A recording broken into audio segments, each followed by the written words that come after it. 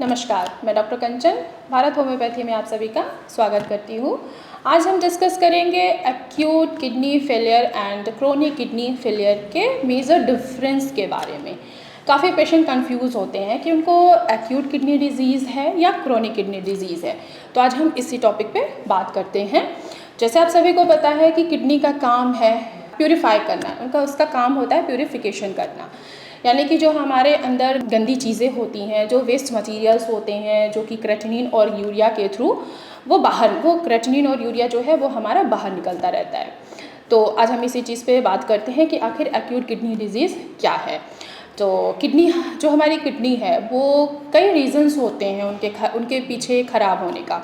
तो अगर रीज़न्स देखें तो वो कुछ भी हो सकता है, जैसे केमिकल्स हो गया या बहुत ज़्यादा ड्रग्स हो गए, ड्रग्स हो गए, या उसके पीछे का रीज़न हो सकता है कि ब्लड प्रेशर जो है वो बहुत ज़्यादा हाई रह रहा हो और शुगर भी है। तो ये चीज़ें बहुत ज़्यादा रिस्पॉन्सिबल होती हैं किडनी को ख़राब करने के लिए। तो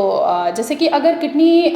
शुगर है, काफ़ी लंबे समय से शुगर है और बीपी पेशेंट को काफ़ी लंबे समय से है, तो किडनी धीरे धीरे जब ख़राब होने स्टार्ट होती है, ये दो रीज़न्स के वजह से या अदर और कोई फैक्टर्स है उसके वजह से अगर किडनी हमारी ख़राब हो रही है, अनहेल्दी हो रही है, तो उसको क्रोनिक किडनी डिजीज़ कहा जाता है। अगर किडनी हमारी अचानक से यानी कि सडन काम करना वो बंद कर दे रही है, तो उसको हम एक्यूट किडनी डिजीज़ या एक्यूट किडनी इंजरी कहते हैं। अब एक्यूट में क्या क्या आ सकता है, जैसे कि कुछ केमिकल्स ड्रग्स होते हैं, जैसे कि पेन किलर अगर हम मान लें, पहला रीज़न अगर देखें तो वो है पेन किलर। अगर हम पेन किलर खाते हैं और हम किसी अच्छे डॉक्टर्स के पास जाके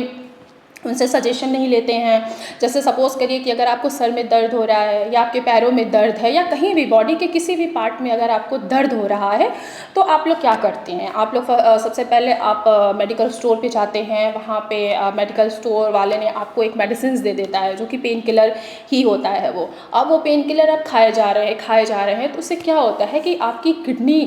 के अंदर जो क्रेटिनिन और यूरिया है, जो वेस्ट मटीरियल है, वो बाहर नहीं निकल पा रहा है, क्योंकि आपने इतना ज़्यादा पेन किलर जो है वो इनटेक कर लिया। आपने देखा होगा कि जब भी आपका क्रेटिनिन और यूरिया बढ़ेगा तो आपके पैरों में स्वेलिंग आएगी, आपको घबराहट होगी, वीकनेस महसूस होगी। तो आप ये सोचते होंगे कि अभी तो हमने लास्ट वीक तो जो टेस्ट कराया था KFT का, तो उसमें तो हमारी किडनी जो क्रेटिनिन का लेवल है, यूरिया का लेवल तो नॉर्मल था, अचानक से इस हफ्ते अचानक से पैरों में स्वेलिंग क्यों आने लगी। फिर आप लोग फिर डॉक्टर्स के पास आते हो, तो फिर जब हम रिपोर्ट्स करवाते हैं तो उसमें पता लगता है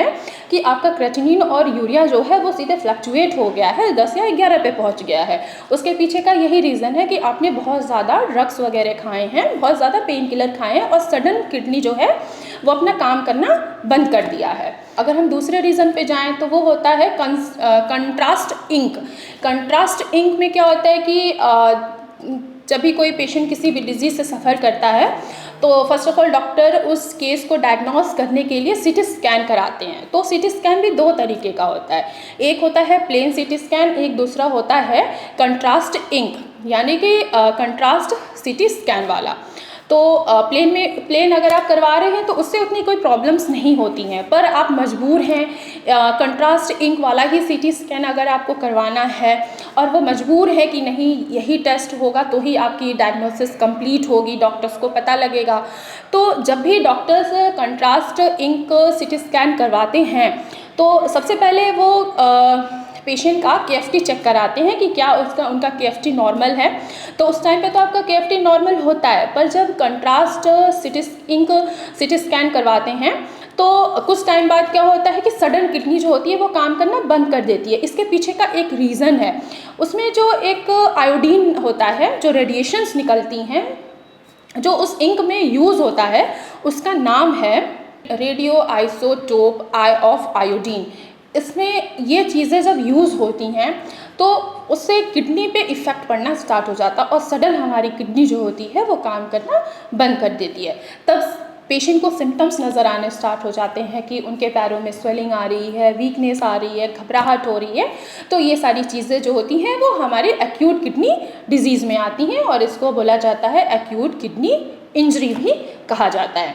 चलिए अब बात करते हैं कि आखिर क्रोनिक किडनी डिजीज़ क्या है। क्रोनिक किडनी डिजीज़ अब क्रॉनिक से ही पता लग रहा है कि यानी कि बहुत पुरानी बीमारी, यानी कि जिस भी पेशेंट को बीपी की प्रॉब्लम है और वो काफ़ी लंबे समय से है, चाहे वो शुगर की ही प्रॉब्लम क्यों ना हो, काफ़ी लंबे समय से है और वो मेडिसिन कभी ले रहे हैं कभी छोड़ रहे हैं, या उनका प्रॉपर तरीके से अपना बीपी, अपना शुगर, ये सारी चीज़ें कंट्रोल नहीं कर रहे हैं, तो उसमें चांसेस होता है क्रॉनिक किडनी डिजीज़ होने का। और इससे क्या होता है कि जब आपका ब्लड प्रेशर हाई होता है तो जो अमाउंट ऑफ ब्लड फ्लो होगा किडनी के तरफ, यानी कि नेफ्रॉन्स की तरफ जब आएगा तो बहुत ही ज़्यादा प्रेशर के साथ आएगा, जिसके वजह से नेफ्रॉन्स जो होंगे वो धीरे धीरे डैमेज होना स्टार्ट हो जाते हैं। ये भी नहीं कि वो अचानक से डैमेज हो जाएंगे, क्योंकि क्रॉनिक है, ब्लड प्रेशर जो है वो आपका बहुत पुराना है और आप मेडिसिन टाइम से नहीं ले रहे हैं। जब आपका बीपी बढ़ता है तो ही आप मेडिसिन ले रहे हैं, तो इससे नेफ्रॉन्स जो होंगे वो धीरे धीरे डैमेज होना स्टार्ट हो जाते हैं, क्योंकि जो अमाउंट ऑफ ब्लड फ्लो होगा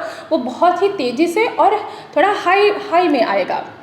अमाउंट फ्लो जो होगा बहुत ही ज़्यादा हाई और प्रेशर के साथ आएगा और नेफ्रॉन्स को वो डैमेज करना स्टार्ट कर देता है, तो जिससे क्रेटिनिन और यूरिया जो है पेशेंट का वो बढ़ता जाता है। देन अगर हम इसी बात पे करें कि शुगर भी बहुत ज़्यादा रिस्पॉन्सिबल होता है किडनी पेशेंट के लिए, क्योंकि शुगर भी काफ़ी लंबे समय से है पेशेंट को और ब्लड में शुगर के जो कंटेंट हैं वो भी मिक्स होते जा रहे हैं, जिसके वजह से खून क्या हो रहा है, वो गाढ़ा हो रहा है। गाढ़ा होने की वजह से किडनी जो है वो पूरी फंक्शनिंग नहीं कर पा रही है, ब्लड को वो प्यूरिफाई नहीं कर पा रही है, तो क्रेटिनिन और यूरिया और उसके साथ साथ जितने भी किडनी के अंदर इलेक्ट्रॉल्स होते हैं वो इंक्रीज़ होना स्टार्ट कर देते हैं। अब रीज़न और भी आता है, जैसे कि आईजीए नेफ्रोपैथी हो गया या पॉलीसिस्टिक किडनी डिजीज़ हो गई, ये सारी चीज़ें जो रिस्पॉन्सिबल होती हैं क्रॉनिक किडनी डिजीज़ के लिए। तो अब मुझे लगता है कि अब आप लोग डिफ्रेंशिएट बहुत आसानी से कर लेंगे एक्यूट किडनी डिजीज़ में एंड क्रॉनिक किडनी डिजीज़ में। तो आज के लिए बस इतना ही। जो भी पेशेंट किडनी से सफ़र कर रहे हैं, चाहे उनको एक्यूट किडनी डिजीज़ हो, चाहे उनको क्रॉनिक किडनी डिजीज़ हो या आईजीए नेफ्रोपैथी हो, या उनके किडनी के ऊपर बहुत सारे मल्टीपल सिस्ट बन रहे हैं जिसके वजह से उनकी किडनी की फंक्शनिंग जो है वो डिस्टर्ब हो रही है, तो उनका भारत होम्योपैथी में मैं उनका स्वागत करती हूँ। आपको भारत होम्योपैथी में बहुत ही अच्छा सा ट्रीटमेंट दिया जाएगा, कस्टमाइज मेडिसिन दी जाएंगी, आपको कस्टमाइज डाइट चार्ट प्रोवाइड किया जाएगा, आपको डाइटिशियन प्रोवाइड की जाती हैं, आपको फॉलोअप डॉक्टर्स प्रोवाइड किए जाते हैं, जिससे आप उनकी गाइडलाइंस के अकॉर्डिंग आप ट्रीटमेंट लेते रहें और आपका क्रेटिनिन का लेवल और यूरिया का लेवल होगा वो धीरे धीरे डाउन होता आपको खुद ब खुद नज़र आना स्टार्ट हो जाएगा। तो मैं आप लोगों से यही कहूँगी कि जो भी पेशेंट सफ़र कर रहे हैं, वो किसी भी डिज़ीज़ से सफ़र कर रहे हो, चाहे वो अस्थमा हो, चाहे वो कोई स्किन डिज़ीज़ हो, चाहे वो एमआई हो, चाहे इनफर्टिलिटी क्यों ना हो, फीमेल इनफर्टिलिटी हो, किडनी डिज़ीज़ हो,